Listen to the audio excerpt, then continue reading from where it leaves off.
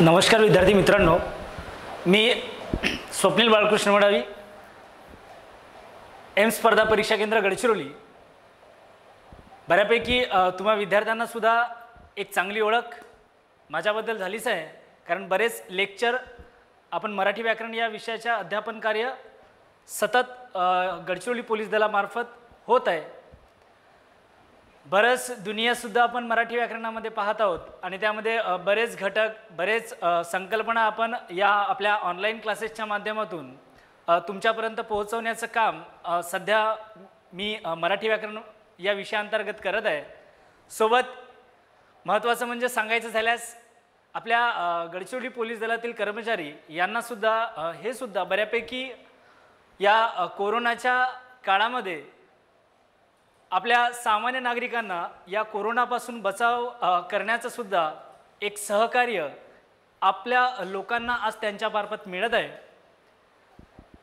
त्यामुळं एक खूप मोठा धन्यवाद, एक खूप मोठा कृतज्ञता सुद्धा आपण त्या आपल्या पोलीस कर्मचाऱ्यांबद्दल सुद्धा एक मानायला पाहिजेत, एवढं मात्र नक्की।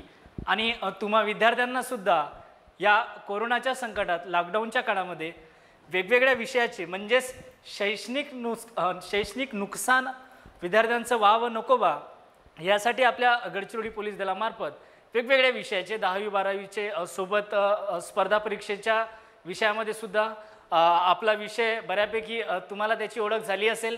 मराठी व्याकरण अत्यंत महत्त्वाचा, सोबत वेगवेगळ्या परीक्षामध्ये विचारला जाणारा घटकसुद्धा विषय तर आपण अभ्यासणार आहोत, पण तरीसुद्धा आज खूप मोठे एक धन्यवाद मी म्हणा किंवा तुम्ही विद्यार्थ्यांसुद्धा या आपल्या गडचिरोली पोलीस दलामार्फत किंवा या गडचिरोली पोलीस दलाला देणं खूप आवश्यक आहे। आणि अशाच पद्धतीनं समोरच्या येणाऱ्या काळामध्ये सुद्धा तुम्हाला एक नवनवीन प्रयोग आपल्या गडचिरोली पोलीस दलामार्फत होईल, एवढं मात्र नक्की।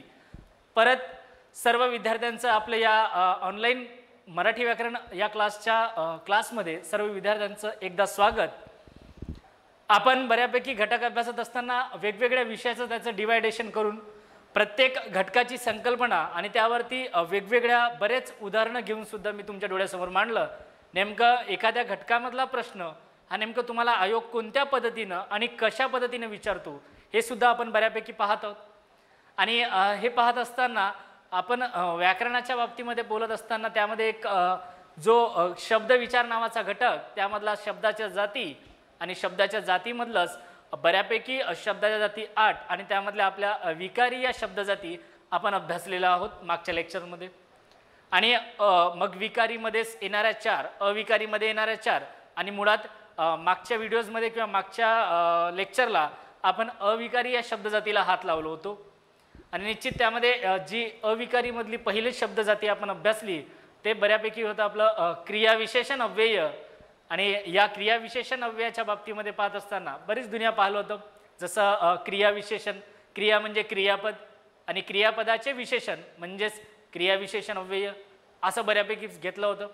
त्यासोबतच पाहत असताना क्रियापदाबद्दल विशेष माहिती सांगून, कुणाबद्दल तर क्रियापदाबद्दल विशेष माहिती सांगून एक अविकारी राहणाऱ्या शब्दाला सुद्धा क्रियाविशेषण अव्यय म्हणतात। आणि मागे मोरो केशव दामले, मो के दामले या व्याकरणकारांनी सुद्धा क्रियेची रीत, स्थल, काल आणि प्रमाण सांगणाऱ्या शब्दांना क्रियाविशेषण अव्यय असे म्हणतात। अशी बरीच दुनिया आपण मागच्या अध्यापन कार्यामध्ये आपण अभ्यासलं होतं। आणि मुळात आज माझ्या भाषेमध्ये एक नवा गडी नवा डाव आज आपण अभ्यासणार आहोत। यामध्ये आपली अविकारीची पुढची शब्दाची जात, पुढची शब्द जाती ती म्हणजे आज अभ्यासणार आहोत आपण शब्दयोगी अव्यय। आणि मुळात या शब्दयोगी अव्ययाच्या बाबतीमध्ये पाहत असताना, अभ्यासत असताना एक गोष्ट लक्षात घ्या विद्यार्थी मित्रांनो, काय असतं मराठी व्याकरणामध्ये बरेच घटक किंवा बऱ्याच संकल्पना अशा असतात की त्याचा शब्दशः अर्थ त्या शब्दामध्येच दडलेला असतो। म्हणजेच काय आपल्याला इथं पाहता येईल, मी म्हटलं शब्दयोगी अव्यय।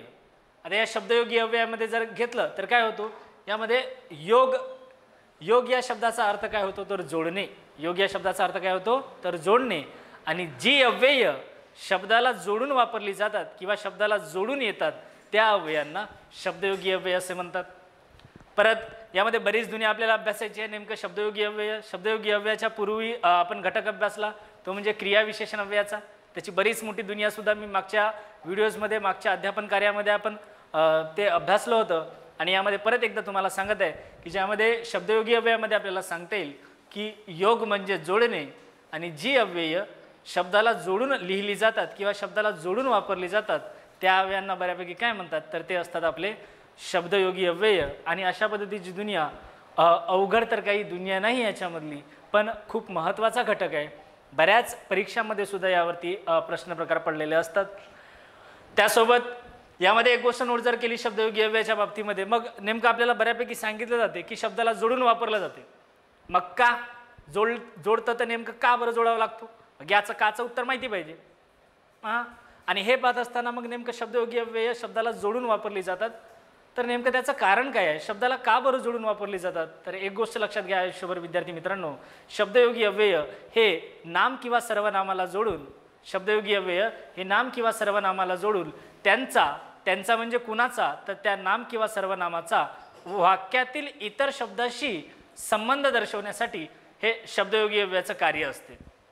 आणि त्यासोबत बरेच आपल्याला पाहता येईल की नेमकं मग यामध्ये आपल्याला सांगता येईल की जी अव्यय नाम किंवा सर्वनामाला जोडून त्यांचा वाक्यातील इतर शब्दाशी संबंध दर्शवतात त्या अव्ययांना शब्दयोगी अव्यय असे म्हणतात. आपण बऱ्याच 2-3 संकल्पना पाहत आहोत.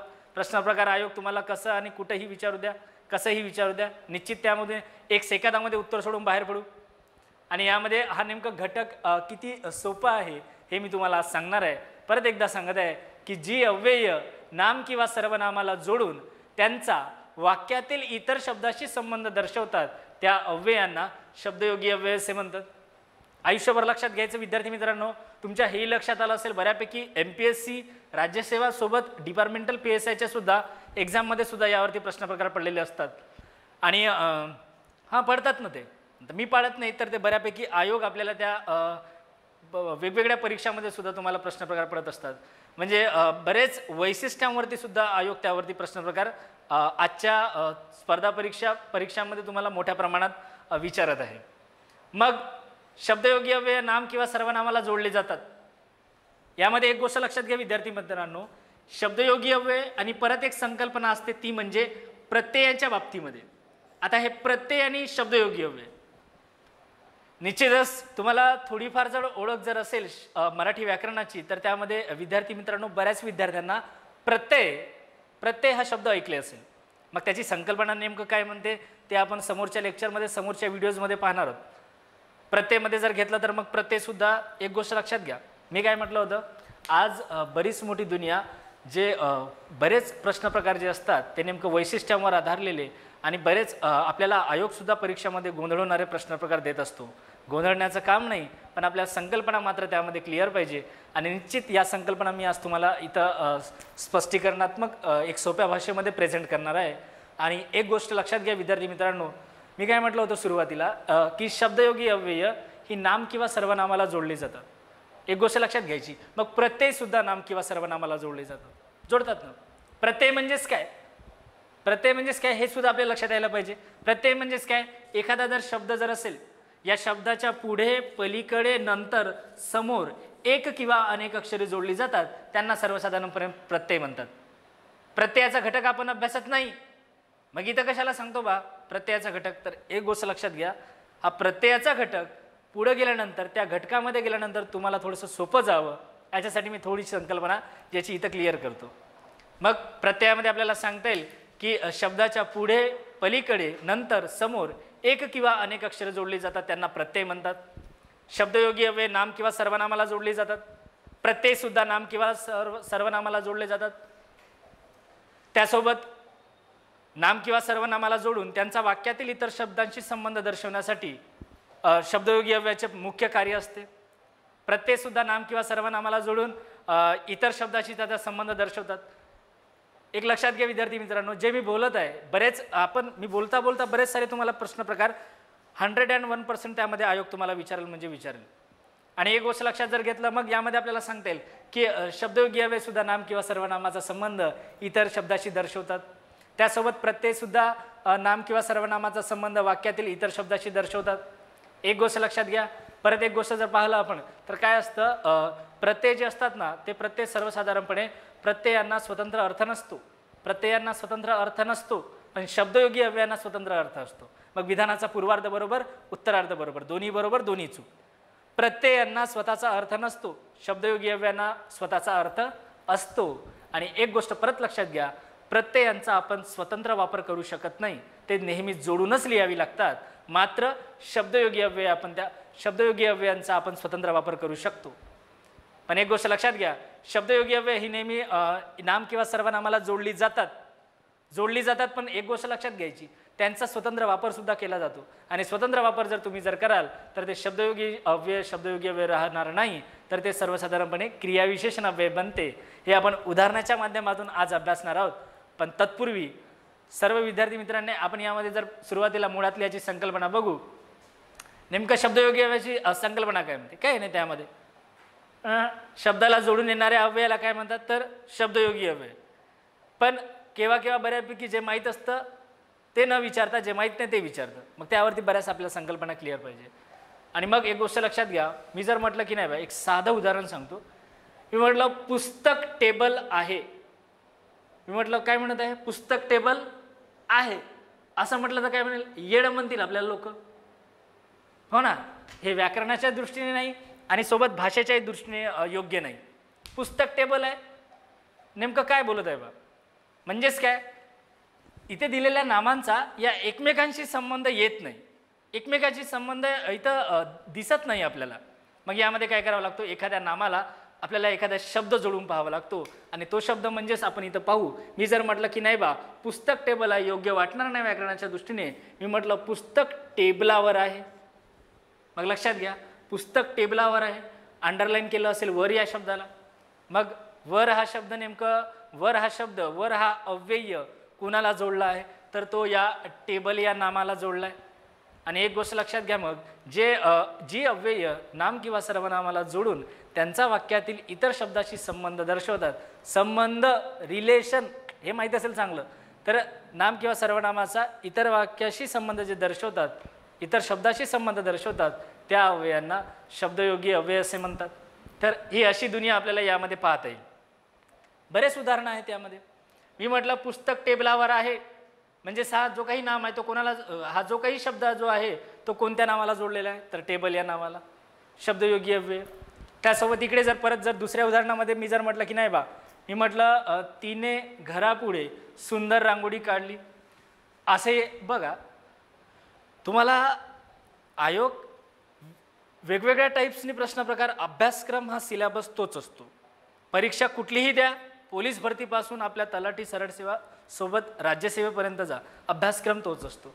पण थोडं विचारण्याचं स्वरूप मात्र त्याचा दर्जा वाढत असतो. थोडा वरच्या लेवलला गेलं तर ते वैशिष्ट्यांवर म्हणा किंवा वेगवेगळ्या दृष्टिकोनातून त्यामध्ये प्रश्न प्रकार पडलेले असतात. हाच उदाहरण आता दिलेलं असेल. मी म्हटलं तिने घरापुढे सुंदर रांगोळी काढली, मी म्हटलं तिने घरापुढे सुंदर रांगोळी काढली, दिलेल्या वाक्यामधला शब्दयोगी अव्यय सांगा किंवा दिलेल्या वाक्यामधला शब्दयोगी अव्यय ओळखा. मग मुळात शब्दयोगी अव्ययाची संकल्पना माहिती पाहिजे. योग म्हणजे जोडणे, आणि जोडून आलेल्या अव्ययाला शब्दयोगी अव्यय म्हणतात. मग इथं कुठला शब्द कोणाला जोडलेला आहे आपल्याला इथं सांगता येईल. मी म्हटलं इथं जर शब्द जर पाहिला तर नक्कीच काही अवघड नाही त्यामध्ये. कुठला शब्द आहे, पुढे, आणि पुढे हा शब्द कोणाला जोडला आहे, घर या शब्दाला. मग घरचं काय झालं, घरा झाला. आता घरचं घरा झाला म्हणजे काय झालं नेमकं, तर त्या घर या नामाचं सामान्य रूप झाला. आणि एक गोष्ट लक्षात घ्या विद्यार्थी मित्रांनो, शब्दयोगी अव्ययाच्या बाबतीमध्ये चुकीचं विधान निवडा, योग्य विधान निवडा, अशा पद्धतीचे प्रश्न प्रकार असतात. मग पहिलं विधान क्रमांक पहिला, शब्दयोगी अव्ययांना स्वतःचा अर्थ असतो. विधान दुसरा, शब्दयोगी अव्ययांचा स्वतंत्र वापर असतो. विधान तिसरा, सोबत जर एक गोष्ट जर पाहिलं तर त्यामध्ये पाहता येईल शब्दयोगी अव्यय जोडताना नाम किंवा सर्वनामाचं सामान्य रूप होते. मग विधान पहिलं बरोबर, दुसरं बरोबर, तिसरं बरोबर, दोन बरोबर, सगळं बरोबर, सगळे चूक. अशा पद्धतीचे प्रश्न प्रकार आपल्याला बऱ्यापैकी परीक्षामध्ये आयोग विचारत असते. घाबरण्याचं काही काम नाही, अत्यंत सोपा घटक आहे. जेवढं सोपा तेवढं महत्त्वाचं. आणि मग इथं सांगता येईल आपल्याला, मी म्हटलं तिने घरापुढे सुंदर रांगोळी काढली, तर कुठला शब्द आहे, पुढे हा शब्द. पुढे हा जोडला कुणाला आहे, तर घर या शब्दाला. आणि घर या शब्दाला जोडत असताना घरचं काय झालं, तर घरा झाला. म्हणजे घर या शब्दाचं लक्षात घ्या सामान्य रूप झालं. त्याचं कोणता रूप झाला, सामान्य रूप. बरेच परीक्षेमध्ये असतात, दिलेल्या शब्दाचे योग्य सामान्य रूप ओळखा. खाली योग्य सामान्य रूप ओळखा किंवा सामान्य रूप म्हणजेच काय, मग ही संकल्पना माहिती पाहिजे. विद्यार्थी मित्रांनो, आज आपल्या या पोलीस विभागातर्फे जे तुम्हाला मराठी व्याकरणामध्ये तुमच्या एक ऑनलाईन घर बसल्या तुम्हाला जे मिळत आहे, नक्की याचा एक खूप मोठा चांगला फायदा होईल. मी सरांचे आणि सगळ्या आपल्या पोलीस कर्मचाऱ्यांचा खूप खूप धन्यवाद मानतो तुमच्या मार्फत. एक गोष्ट जर लक्षात जर घेतलं, मी काहीतरी इथं बोललो, कोणता रूप आहे हा? सामान्य रूप. कोणता रूप आहे? सामान्य रूप. आता सामान्य रूप म्हणजेच काय हे माहिती पाहिजे, आणि हे जर संकल्पना जर क्लिअर जर असेल, मग बऱ्यापैकी कुठलाही जरी शब्द जरी तुम्हाला विचारला, एखाद्या नामाचं सामान्य रूप सांगा, नामाचं योग्य सामान्य रूप ओळखा, तर मग घाबरण्याचं काही नाही, सेकंदामध्ये उत्तर सोडून बाहेर पडतं व्यक्ती. मग मी म्हटलं सामान्य रूप म्हणजे इथं सांगता येईल, एक लक्षात घ्या, सामान्य म्हणजे समान किंवा सारखा. म्हणजे सामान्य रूपमध्ये इथे पाहता येईल, यामध्ये लक्षात घ्या की नाम किंवा सर्वनामाला विभक्ती प्रत्यय किंवा शब्दयोगी अव्यय, नाम किंवा सर्वनामाला विभक्ती प्रत्यय किंवा शब्दयोगी अव्यय जोडण्यापूर्वी नाम किंवा सर्वनामामध्ये होणारा जो बदल असते, तो होणारा बदल सर्व विभक्ती प्रत्ययांसाठी व सर्व शब्दयोगी अव्ययांसाठी एकच असते, सारखा असते, सामान्य असते. म्हणून त्याला काय म्हणायचं? सामान्य रूप असे म्हणतात. म्हणजेच कसं? तर हे असं. आता मी जर एखादं उदाहरण जर मी म्हटलं, बघा लक्षात घ्या, प्रत्यय जे असतात ना, ते शब्दयोगी अव्ययांचंच रूप असतात, संक्षिप्त रूप असतात. आता मी म्हटलं सामान्य रूपाच्या बाबतीमध्ये इथे पाहता येईल आपल्याला. एखादं उदाहरण मी जर म्हटलं की नाही बा, सांगा कुठला आहे हा? बैल हा शब्द आहे. बैल हा शब्द आहे, बैल हा नाम आहे. बैल या नामाला एखादा तुम्ही शब्दयोगी अव्यय जोडा, नाहीतर प्रत्यय जोडा, काही प्रॉब्लेम नाही. बैल या शब्दाला जर मी एखादा प्रत्यय समजा प्रत्यय जोडून पाहिलं, कुठला प्रत्यय? मी म्हटलं ला हा प्रत्यय जोडून पाहतो. आता ला हा प्रत्यय जोडून पाहिल्यानंतर याचं काय होईल? बैल म्हटल्यानंतर ला प्रत्यय जर लावलं, प्रत्यय कुठं लागतात? प्रत्यय लागतात तर कुठं लागतात? शब्दाच्या पुढे, पलीकडे, नंतर, समोर. एक किंवा अनेक अक्षरे जोडली जातात, त्यांना प्रत्यय म्हणतात. मग बैलला ला प्रत्यय लावला तर त्याचा काय होणार? बैलाला. हो ना, काय होणार त्याचा? बैलाला. नाम कुठला होता? बैल. प्रत्यय कुठला लावला? ला. काय झालं त्याचं? बैलाला. आपण अभ्यासात काय आहो? सामान्य रूप. सामान्य रूप अभ्यासात आहोत. सामान्य रूप मध्ये पाहत असताना लक्षात घ्या, नाम किंवा सर्वनामाला शब्दयोगी अव्यय किंवा प्रत्यय जोडण्यापूर्वी त्या नाम किंवा सर्वनामामध्ये होणारा जो बदल असतो, तो सर्व शब्दयोगी अव्ययांसाठी, सर्व प्रत्ययांसाठी एकच असते, सारखा असते, सामान्य असते. म्हणून त्याला म्हणायचं सामान्य रूप. एकदा का जर तुम्ही प्रत्यय लावले, मग त्याच्या पुढे कुठलाही शब्दयोगी अव्यय ठेवा, कुठलाही प्रत्यय ठेवून पाहायचं. या नाम किंवा सर्वनामामध्ये होणारा जो बदल असतो, तो सारखाच असतो. म्हणजे यामध्येच काय, प्रत्यय कुठला लावला? ला. एकदा सामान्य रूप जर झालं तर तो बदलत नाही, कुठलाही प्रत्यय लावा. मग बैलाला म्हणा, बैलासाठी म्हणा, बैलाखाली म्हणा, बैलावर म्हणा, त्या बैलामध्ये काहीच बदल होणार नाही.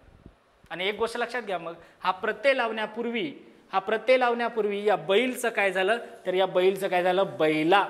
आणि असा हा बैला जो काही रूप आपल्याला पाहायला मिळेल, तो निश्चित तुम्हाला 1 मार्कापर्यंत नेऊन पोहोचेल. मग बैला हा काय झाला तुमचा? तर तो कुठला झाला? रूप सामान्य रूप. मी म्हटलं घर. घर या शब्दाला लावून बघा एखादा प्रत्यय. घराला, घरासाठी, घराखाली, घरावर, आणि मग इथं म्हटलं आहे कोणापुढे? घरापुढे. मग या घरचं काय झालं? तर घरा.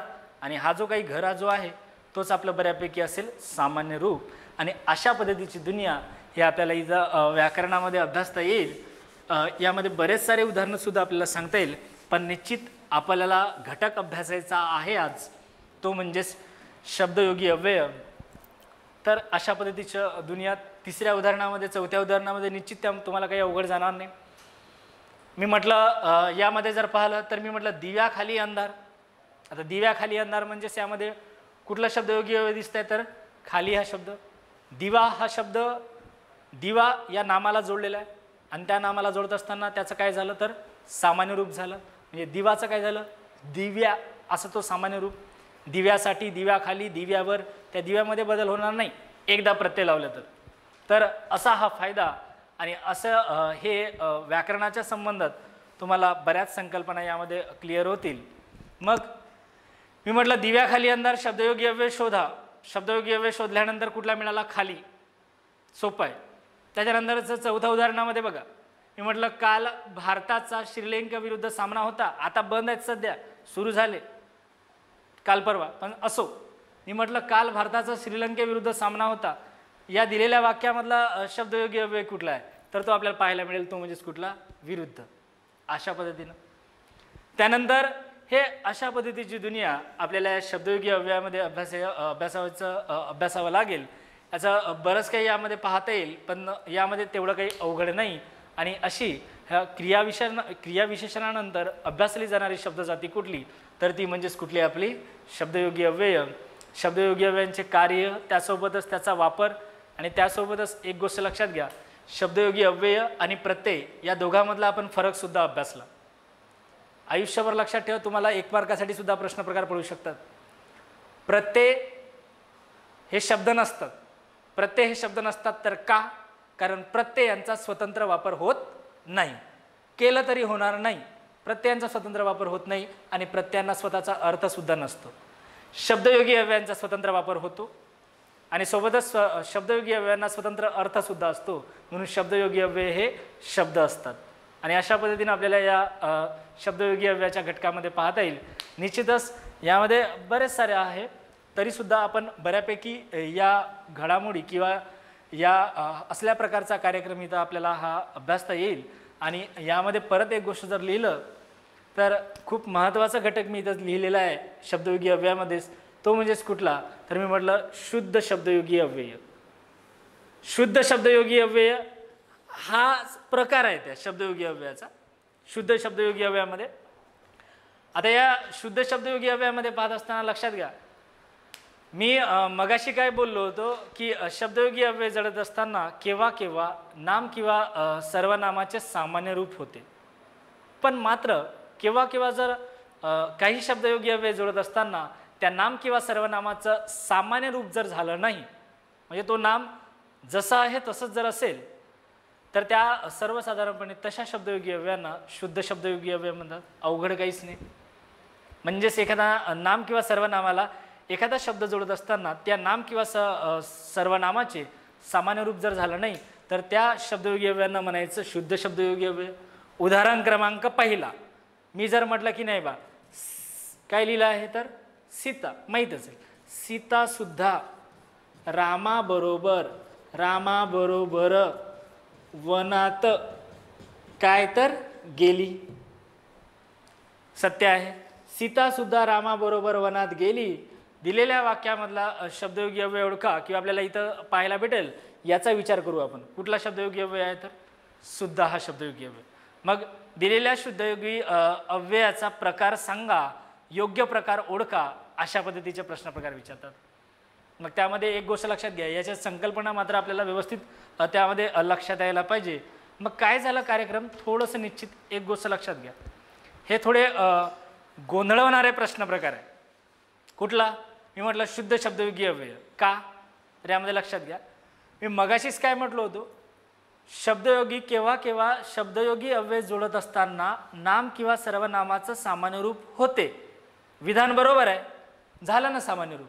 टेबलचं टेबला, घरचं घरा, दिवाचं काय झालं, दिव्या, सामान्य रूप झालं. पण मात्र जर एखादा शब्दयोगी अव्यय जोडत असताना त्या नाम किंवा सर्वनामाचं सामान्य रूप झालंच नाही, तो जसा आहे तसंच जर जागेवर जर असेल, तर त्यामध्ये लक्षात घ्या, तशा शब्दयोगी अव्ययांना शुद्ध शब्दयोगी अव्यय म्हणतात. उदाहरण क्रमांक पहिला इथं पाहायला भेटेल, मी म्हटलं सीता सुद्धा रामाबरोबर वनात गेली. मग लक्षात घ्या, शब्दयोगी अव्यय कुठला, तर सुद्धा हा शब्दयोगी अव्यय पाहायला मिळेल. मात्र हा सुद्धा शब्दयोगी अव्यय तो नेमकं कुणाला जोडलाय, तर सीता या नामाला जोडलाय. मग या सीता या नामाला जोडत असताना सीतामध्ये काय म्हणू शकतो आपण, सीत म्हणू का, सीता हा मूळचा शब्द आहे, मूळचा नाम आहे, आणि त्या सीतामध्ये या नामामध्ये काहीच बदल झाला नाही, म्हणजे त्याचं सामान्य रूप झालं नाही. आणि असा जो काही शब्दयोगी अव्यय जोडत असताना एखाद्या नाम किंवा सर्वनामाचं सामान्य रूप जर झालं नाही तर मी करूही शकणार नाही. आणि झालं जर नाही, तर सर्वसाधारणपणे त्या शब्दयोगी अव्ययांना शुद्ध शब्दयोगी अव्यय असं आपण सांगू शकतो. निश्चित बरेच उदाहरण आहे यामध्ये, जे शब्दयोगी अव्ययाच्या वेगवेगळ्या प्रकारामध्ये जो एक प्रकार असतो, त्या प्रकाराचं नाव म्हणजेच शुद्ध शब्दयोगी अव्यय. महत्त्वाचा घटक आहे. त्यासोबत मी जर एक दुसरं उदाहरण जर मी जर म्हटलं की नाही बा कोण लिहितं, तर यामध्ये हनुमान, रामाचे परमभक्त आपण सुद्धा आहोत. हनुमान देखील काय म्हणत आहे, वनात गेला. मी म्हटलं काय लिहिलं आहे, तर हनुमान देखील वनात गेला. मग शब्दयोगी अव्यय कुठला दिसत आहे, तर देखील हा शब्दयोगी अव्यय दिसत आहे. ते नेमकं कोणत्या नामाला जोडला आहे, तर हनुमान या नामाला जोडलेला आहे. पण हा शब्दयोगी अव्यय जोडत असताना या नामामध्ये कुठला बदल झाला का, तर अजिबात नाही. आणि एखादा शब्दयोगी अव्यय जोडताना अशा पद्धतीनं एखाद्या नाम किंवा सर्वनामाचं सामान्य रूप जर झालं नाही, तर इकडे तिकडे पाहण्याची गरज नाही. सरळ सरळ तो आपला प्रकार असेल शुद्ध शब्दयोगी अव्यय, ज्यामध्ये दोन प्रकारांचा समावेश होतो शब्दयोगी अव्ययामधला. तो म्हणजेच पहिला कैवल्यवाचक आणि दुसरा संग्रहवाचक. अशा पद्धतीची दुनिया ही आपल्याला या शब्दयोगी अव्ययाच्या घटकामध्ये अभ्यासता येईल. आणि एक गोष्ट लक्षात घ्या विद्यार्थी मित्रांनो, तेवढं काही अवघड काम नाही या घटकामध्ये किंवा या टॉपिकमध्ये. निश्चित यामध्ये खूप सोपा घटक असतो. आणि एक गोष्ट लक्षात घ्या, परत एकदा मी तुम्हाला सांगत आहे की जी अव्यय नाम किंवा सर्वनामाला जोडून वापरली जातात त्या अव्ययांना काय म्हणतात, तर शब्दयोगी अव्यय असं म्हटलं जाते. आणि असं आपल्याला या पद्धतीनं शब्दयोगी अव्ययाच्या घटकामध्ये इथं पाहता येईल. आणि यामध्ये आपण प्रकारसुद्धा यामध्ये अभ्यासलं. आणि अशी ही आपली अविकारी जातीमधील दुसऱ्या क्रमांकाची शब्दजाती आज आपण अभ्यासलं. पहिले सुरुवातीला घेतलं होतं आपण काय, तर त्यामध्ये पाहिलं होतं क्रियाविशेषण अव्यय. आणि आजचा घटक तो कुठला होता आपला, तर तो म्हणजेच शब्दयोगी अव्यय. तर हे असं बरंच काही आपल्याला यामध्ये पाहता येईल. आणि लक्षात घ्या विद्यार्थी मित्रांनो, परत यामध्ये जर आपण ज्या काही घटक म्हणा किंवा वेगवेगळे टॉपिक आपण अभ्यासत आहोत व्याकरणामध्ये, त्यामध्ये परत आपल्याला जसं शब्दयोगी अव्ययाच्या बाबतीमध्ये शब्दयोगी अव्यय अभ्यासल्यानंतर लगेच आपण पुढच्या घटकामध्ये जाणार आहोत. आणि त्या घटकाचं नाव म्हणजे तिथं आपल्याला सांगता येईल. तर तो घटक म्हणजेच आपला घटक असेल उभयान्वी अव्यय. उभयान्वी अव्यय नामाचा घटक, उभयान्वी अव्यय ही शब्दजाती आपण अभ्यासणार आहोत. सोबत याच्या वेगवेगळ्या संकल्पनासुद्धा मी पुढच्या व्हिडिओजमध्ये सुद्धा सांगणार आहे. पण तत्पूर्वी थोडं याचं संकल्पना आज आपण बघू. आणि लगेच नंतर जे काही उर्वरित जो भाग असेल उभयान्वी अव्ययामधला ते आपल्याला पुढच्या व्हिडिओजमध्ये किंवा पुढच्या लेक्चरमध्ये अभ्यासता येईल एवढं नक्की. पण सोबत अशा पद्धतीची आत्ताची जी दुनिया होती आपली ती म्हणजेच शब्दयोगी अव्यय. आणि अशा या शब्दयोगी अव्ययामध्ये वेगवेगळे उदाहरणं आपल्याला पाहता येईल. आणि सोबत हे होतं आपलं शब्दयोगी अव्ययाच्या बाबतीमध्ये. प्रत्ययमध्ये सुद्धा पाहिलं, सोबत शब्दयोगी अव्ययाच्या बाबतीमध्ये सुद्धा बोललं. आणि आज आत्ता पुन्हा एकदा ज्या अविकारी जातीमधील आपली तिसऱ्या क्रमांकाची शब्दजाती ती म्हणजेच आपली उभयान्वी अव्यय. आणि लक्षात घ्या उभयान्वी अव्यय एक महत्त्वाचा घटक किंवा एक आवश्यक घटक, आणि जेवढा आवश्यक आणि महत्त्वाचा तेवढा सोपासुद्धा घटक असतो. थोडंसं याचं एक संकल्पना बघू. आणि निश्चित जो काही एक मगाशी बोलल्याप्रमाणे उर्वरित जो घटक असेल तो आपण पुढच्या व्हिडिओजमध्ये व्यवस्थितरित्या त्याचा अभ्यासणार आहोत. पण तत्पूर्वी इथं काय लिहिलं आहे मी, उभयान्वी अव्यय. आता या उभयान्वी अव्ययामध्ये एक गोष्ट नोट जर केली, जसं मागच्या घटकामध्ये मी म्हटलं होतं की मराठी व्याकरणामध्ये काही काही घटक असे आहेत की त्याच्यामध्ये सर्वसाधारणपणे त्याचा शब्दशः अर्थ त्या शब्दामध्येच दडलेला असतो, त्या घटकामध्येच दडलेला असतो. आता मी जर म्हटलं इथं उभयान्वी अव्यय म्हणजेच इथं पाहता येईल, लक्षात घ्या उभय अधिक अन्वय.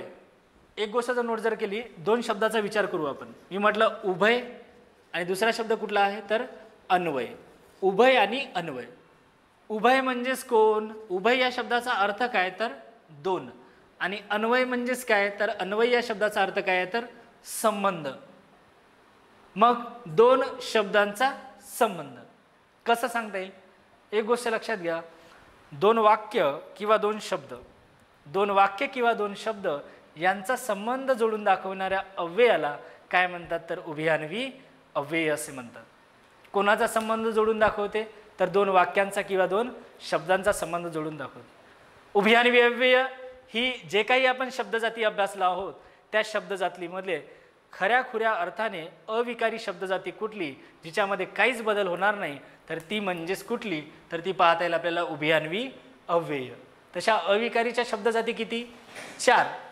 पण त्या 4 अविकारी शब्दजातीमध्ये जे खऱ्याखुऱ्या अर्थाने जर म्हटलं तर ती आपली शब्दजाती असेल उभयान्वी अव्यय. आणि एक गोष्ट आयुष्यभर लक्षात ठेवा विद्यार्थी मित्रांनो, उभयान्वी अव्ययाचा वाक्यात पुढे येणाऱ्या शब्दांशी किंवा 2 वाक्यांशी काहीही संबंध नसतो. ते फक्त 2 वाक्य किंवा 2 शब्द यांचा संबंध जोडून दाखवते. उभयान्वी अव्ययाचं नेमकं कार्य काय आहे, तर कार्यामध्ये पाहता येईल फक्त आपल्याला 2 शब्द किंवा 2 वाक्य यांचा संबंध जोडून दाखवण्याचं कार्य हे उभयान्वी अव्ययामध्ये असते. आणि परत एकदा मी तुम्हाला सांगत आहे, या घटकामधून बरंच दुनिया आपल्याला अभ्यासायची आहे, बरंच काही बोलायचं आहे, खूप मोठी दुनिया एक पाहायची आहे. आणि अशा पद्धतीनं उभयान्वी अव्ययामध्ये आपल्याला पाहता येईल एक परस मी मगाशी म्हटल्याप्रमाणे काय, तर उभयान्वी अव्यय उभय म्हणजेच 2, अन्वय म्हणजे संबंध, 2 वाक्य किंवा 2 शब्द यांचा संबंध जोडून दाखवणाऱ्या अव्ययाला काय म्हणतात, तर उभयान्वी अव्यय. म्हणजेच कसं, तर उदाहरण क्रमांक 1 इथं पाहता येईल आपल्याला काय म्हणत आहे, आकाशात विजा चमकू लागल्या आणि पावसास सुरुवात झाली. इथं काय दिलंय मी, कोणता विराम आहे हा सांगता येईल, कोणता विराम, पूर्ण विराम आहे.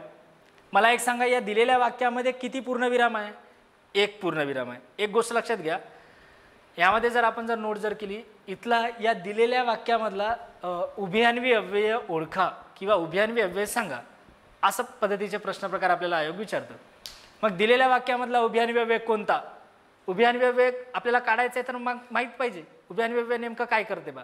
काय करते, तर 2 शब्द किंवा 2 वाक्य यांचा संबंध जोडून दाखवते, जोडते संबंध. आता इथला उभयान्वी अव्यय कुठलं दिसत आहे आपल्याला, तर आणि हा उभयान्वी अव्यय दिसतंय, आणि हा उभयान्वी अव्यय दिसत आहे. तर यामध्ये एक गोष्ट पाहता येईल, आणि हा उभयान्वी अव्यय नेमकं कोणाकोणाला जोडलाय, 2 वाक्याला जोडलाय, 2 शब्दाला जोडलाय, की नेमकं कोणाला जोडलाय, तर यामध्ये पाहता येईल कोणाला जोडलाय, 2 वाक्याला. का, शब्दाला का बरं जोडलं नाही पाहावं लागेल, शब्द का बरं जोडलं नाही, वाक्यालाच का बरं जोडलं. मग इथं पाहत असताना एक गोष्ट लक्षात घ्या, इथं एक गोष्ट जर आपण नोट केली तर मला एक सांगावंसं वाटते, यामध्ये पूर्णविराम किती दिसत आहे, तर 1. आणि आयुष्यावर लक्षात घ्यायचं, 1 पूर्णविराम बरोबर 1 वाक्य. आणि त्याच्या काही एका वाक्यामध्ये जे लहान लहान वाक्य आलेले असतात त्यांना उपवाक्य म्हणतात.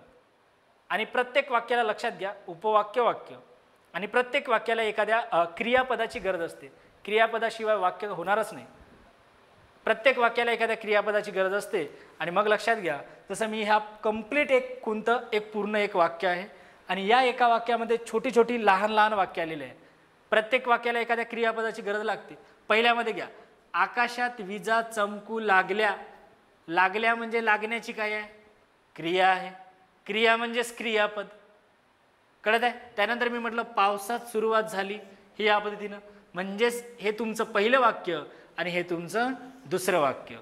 आणि अशा या 2 वाक्यांचा संबंध जोडून दाखवण्याचं कार्य कोण करत आहे, तर ते कोण करत आहे, आणि हा उभयान्वी अव्यय करत आहे. आणि असा हा आणि हा उभयान्वी अव्यय करत असल्यामुळे, असा हा शब्द करत असल्यामुळे मग त्यामधून आपल्याला सांगता येईल की 2 वाक्य किंवा 2 शब्द यांचा संबंध जोडून दाखवणाऱ्या अव्ययाला उभयान्वी अव्यय असे म्हणतात. उभयान्वी अव्ययाचा वाक्यातील इतर शब्दाशी काहीच संबंध राहत नाही. आणि असे मग वेगवेगळे आपल्याला अभ्यासायचं आहे, चाळायचं आहे. त्यामध्ये वाक्याचे प्रकारसुद्धा आपल्याला इथं पाहायचे आहेत. वाक्याचे प्रकार नेमकं ओळखायचं कसं, काय त्याची दुनिया आहे. पण विद्यार्थी मित्रांनो, मी फक्त तुम्हाला याचं एक आउटलाईन सांगितली उभयान्वी अव्ययाची. नेमकं थोडासा फक्त याबाबत व्याख्या म्हणा, डेफिनेशन आपण पाहिलं. मुळात हा घटक आपल्याला, कारण वेळेअभावी जर आपण अभ्यासलं तर ते बरंच लांब जाईल. त्यामुळे मी एक सांगायचं वाटत आहे तुम्हाला की उभयान्वी अव्यय नावाचा जो काही घटक आहे, शब्दजाती जे आहे, ते आपण पुढच्या व्हिडिओजमध्ये, पुढच्या लेक्चर्समध्ये एक व्यवस्थितरित्या त्याचं प्रकार म्हणा किंवा वेगवेगळ्या संकल्पना आणि वेगवेगळे प्रश्न जे आयोगाने परीक्षेमध्ये विचारून गेलेले आहेत, त्या प्रश्नांबाबत सुद्धा आपण बोलणार आहोत. पण तत्पूर्वी आज थोडं आपण थांबू.